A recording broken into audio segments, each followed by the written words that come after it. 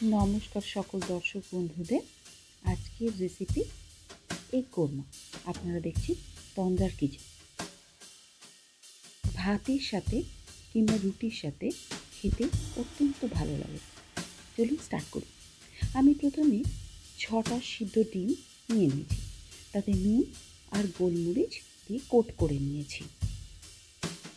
কড়াইয়ের মধ্যে আমি 2 চামচ রিফাইন্ড অয়েল অ্যাড করে দিলাম। এরপর আমি ডিমগুলোকে একে একে ভেজে নেব।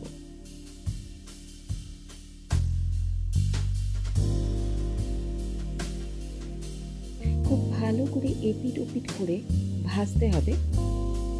যেহেতু নুন দেওয়া আছে সেহেতু কড়াইয়ের গায়ে এগুলো লেগে যাবে না।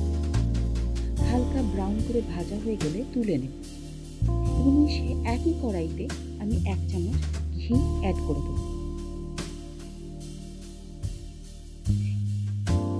এবং ওই কড়াইতে আমি চপ করে রাখা অনিয়ন ভেজে নেব। এটাকে 2 রকম ভাবে ভাজবো। একটা একটু হালকা করে ভাজবো আর কিছুটা পোরশন আমি বেরেস্তা বানিয়ে নেব। দেখুন বন্ধুরা, আমি আপনাদেরকে দেখিয়ে দিলাম একই সাথে কিভাবে আপনি দুভাবে পেঁয়াজগুলোকে ভেজে নিতে পারবেন।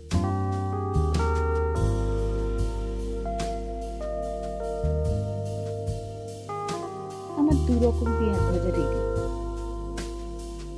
ফোড়ন দিয়ে দেব। প্রথমে তেজপাতা দিয়ে দেবো, সাজিরে আর গোটা গরম মশলা। তার মধ্যে দিয়ে দেব আমি পেঁয়াজ আদা রসুনের পেস্ট। মশলাগুলোকে খুব ভালো করে কষাতে হবে যেন এর থেকে তেল ছেড়ে দেয়, না হলে কিন্তু কাঁচা গন্ধ ছাড়বে জিঞ্জার গার্লিকের।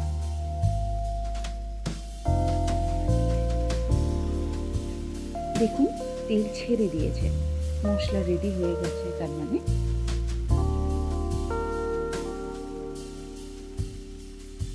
এর মধ্যে আমি অ্যাড করে দেবো জিরে বাটা আর ধনে বাটা 2 চামচ। আপনারা আপনাদের প্রয়োজন মতো কম বেশি করে দেবেন।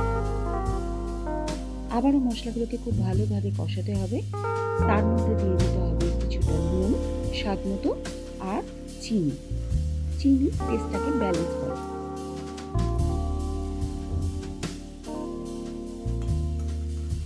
দেখুন এই মশলাটা রেডি হয়ে গেছে।